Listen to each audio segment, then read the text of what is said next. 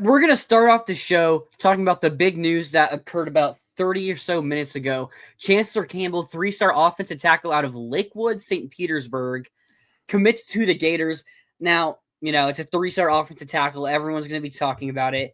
I think this is even bigger than Janari Carr, who we talked about last week, was a big time guy. Just look at his offers. Had an injury the season prior, which kind of lowered his ranking.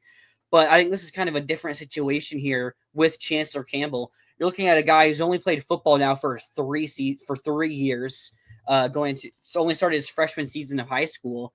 And you look at those top schools he has. Florida. He visited Georgia last week, was going to visit Ohio State next week, and Penn State. I know Miami was also really high on his board at one point. This is a guy that is looking at 2 of the last 3 national champions. And then, Penn State, people have projected top 5. He had some big time teams that really wanted him.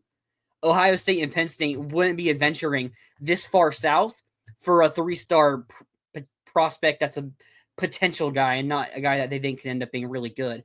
But so this is a really big get for the Gators, someone that I think could finish as a 4-star and maybe be one of those very high risers. I wouldn't be surprised if we're seeing him in a couple months being someone that's the top 200 even. Yeah, I mean, a lot of people are going to look at him and look at this take and be like, oh, wow, 3-star offensive tackle, barely ranks inside the top 600 nationally, whatever. I mean, when you look, like you said, when you look at his offers and his visit list, that doesn't look like a guy who's ranked as the number 50 tackle in the country. No. Certainly a guy that I think, like you said, has the potential to rise. And that's kind of been the recurring theme here for a lot of the guys that Florida's taken so far. I think, I think the staff, especially, I mean, they've kind of always done this, but I think especially in this cycle, they're really trusting their own evaluations here, which I've been critical of some things, but I think their evaluations have been pretty solid. And I think you look at the guys they're taking and they're guys that have the potential to rise and are, guys that still have, I think, more potential to show. I mean, obviously, in just looking at Campbell, I mean, he fits the Billy mold. He's listed at 6'8". I mean, we know Billy likes his towering tackles. So yeah, I mean, I think this is an interesting take. I mean, it's another one that people aren't going to be excited about like they would be a top 100 guy, which understandably so. But I think those guys will come eventually. But I think for now, they're filling the class with some pretty solid guys who, like you said, I wouldn't really be surprised to see rank as 4 stars by the time we get to signing day.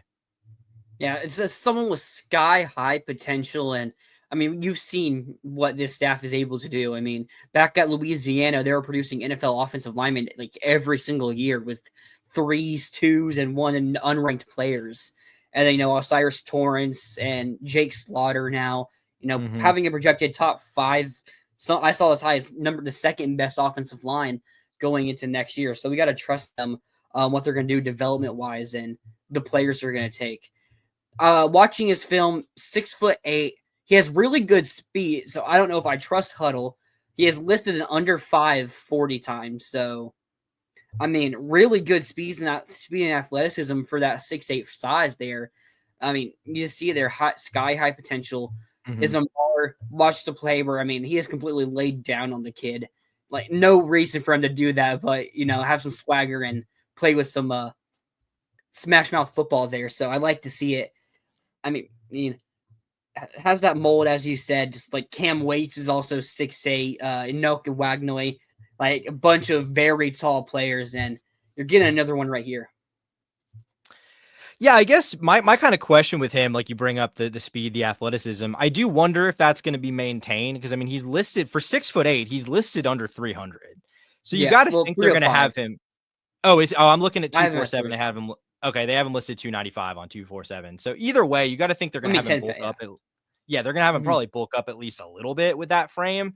So maybe you don't maintain that as much. And it is what it is. But yeah, I mean, I think it's pretty clear that they view these offensive line guys more as long-term projects, which I think is the way you probably should, because there's very few that are capable. I mean, there's a Will Campbell every now and then, but for every Will Campbell, there's 30 guys that need time before they can play in the SEC. I mean, look at Osiris Torrance, developed him at Louisiana, sorry, and it pretty immediately transferred to SEC success. So I think they're taking the long-term development angle, getting guys with traits they like.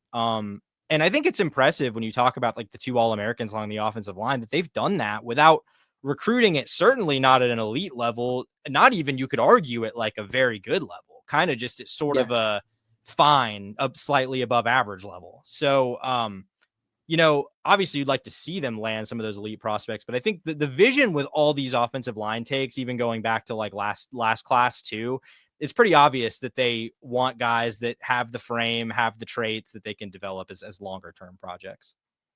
Yeah, I mean, we talk about the size. Fletcher Westfall, who they also have listed at 6'8", at 321 pounds, I believe. Oh, I just had it right here. Oh, it's at 336 now. So yeah, he's gonna need to put. I mean, Westfall probably still needs to put a little bit more on as well. So he's gonna need to put on 40, 50 pounds still, probably before he plays here. But I mean, you look at the offensive tackle depth chart now.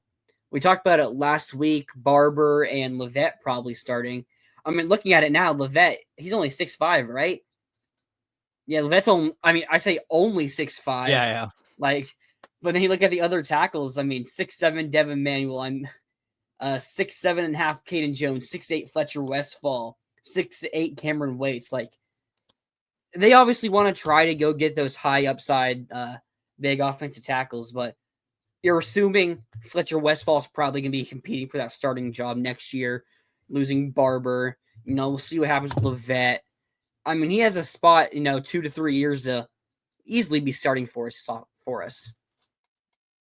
Yeah, and I mean, we'll see. We'll see if he locks down that job. I mean, I think we probably both bet on him being the day one starter at right tackle, but I think Fletcher Westfall will be in that rotation this season. So I think he could push even Bryce Levette this year. But yeah, I kind of see your point. I think they're really planning out like the long game here with their tackles.